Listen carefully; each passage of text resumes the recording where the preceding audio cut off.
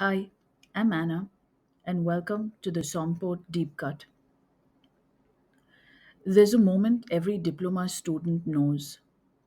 You sit down with your notes, your maps, the PDF open around you, and instead of clarity, you feel a slow wave of uncertainty. Not because you don't know the content, you've read it, lived it, rewritten it, but because you're not sure how to hold it all. How to shape it into a calm, directed, disciplined essay when the clock starts. I remember that so vividly, and if I'm honest, it's what pushed me to build the ironclad approach in the first place. D3 theory isn't about being encyclopedic. It isn't about dazzling anyone with obscure facts or long paragraphs. It's about something far simpler and far more demanding thinking clearly on the page. Examiners have been telling us this for 20 years, but it's only when you sit down with a pen and a blank sheet that you really understand what they mean.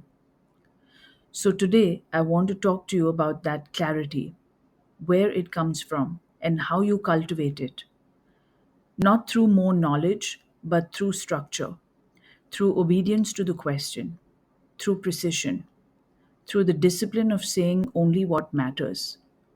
This is the heart of the D3 Theory Ironclad Playbook. The first thing I want you to remember is this: the examiner is not testing how much you know, they're testing whether you can answer the exact question they asked. Most students fail not because they misunderstand the region, but because they wrote the essay they wanted to write instead of the one the examiner set. The ironclad approach begins before the first sentence. You break the question down, you listen to its verbs, you honor its structure, and you build your plan around its weightings. If the question gives 40% to varieties, then 40% of your thinking belongs there, even if climate is your favorite subject. This may sound procedural, but there is power in that obedience. It keeps you grounded when adrenaline wants to carry you away. Once you've earned that clarity, then your structure becomes your anchor. A tight, concise introduction, two or three sentences at most, to frame the scope, a body that follows the question exactly, part by part, waiting by waiting, and a single sentence conclusion that doesn't repeat your points but draws a line through them. It's remarkable how much calmer you feel when you know the architecture before you begin.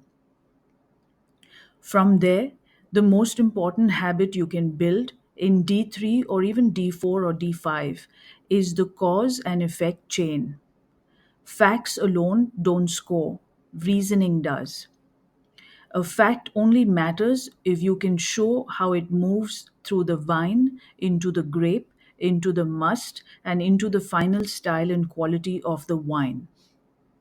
And this is where regional precision becomes essential. When you write that south facing slopes slow ripening in Stellenbosch, the examiner expects you to know why.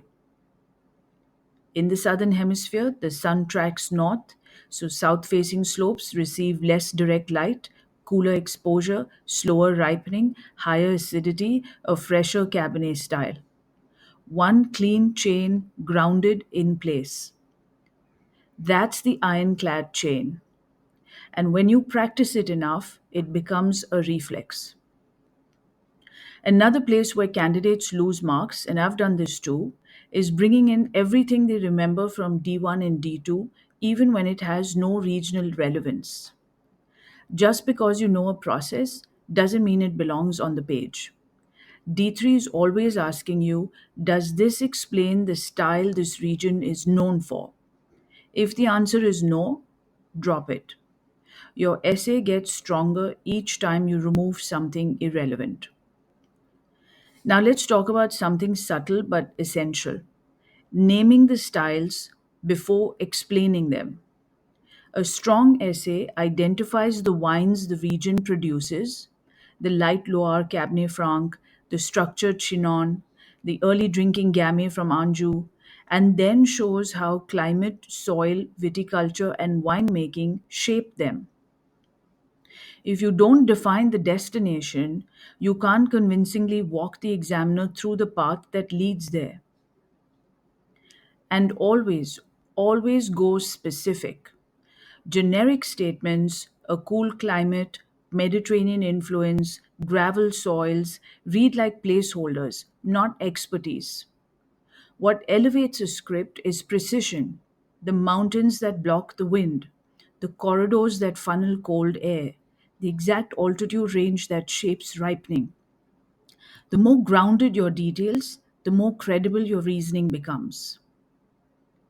Winemaking follows the same rule. Generic red and white processes earn almost nothing. Region specific choices, the ones that make stylistic sense there, are what matter. Cool stainless steel ferments in Clare Valley Riesling, whole cluster choices in Northern Rhone Syrah, large neutral foeders that soften tannins while preserving aromatics. Every detail should answer the quiet question behind every D3 essay. Why does this wine taste the way it does? Business questions work the same way.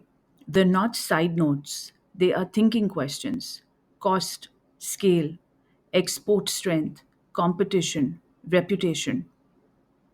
The candidates who think commercially, who connect production logic to market logic, consistently rise. And yes, examples matter. Not the flashy ones, not a roll call of producers, but the right examples at the right moment, used sparingly, intelligently to illuminate a point. When you bring all of this together, answering the question, building tight structure, using cause and effect thinking, anchoring every detail in the region and avoiding factual drift, you begin to feel something shift. D3 stops feeling like an ocean, it becomes navigable. You begin to trust yourself.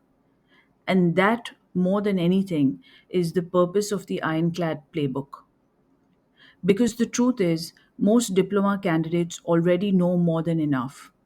What they need, what I needed, was a way to think under pressure, a way to stay calm, structured, and precise when the timer starts. That's what Ironclad offers. Not rigidity, but clarity. Not perfection, but control. And if you want to go deeper, the full written playbook is linked in this episode. Thank you for being here and for letting me walk this path with you. As always, clarity first, panic never. I'll see you at the next deep cut.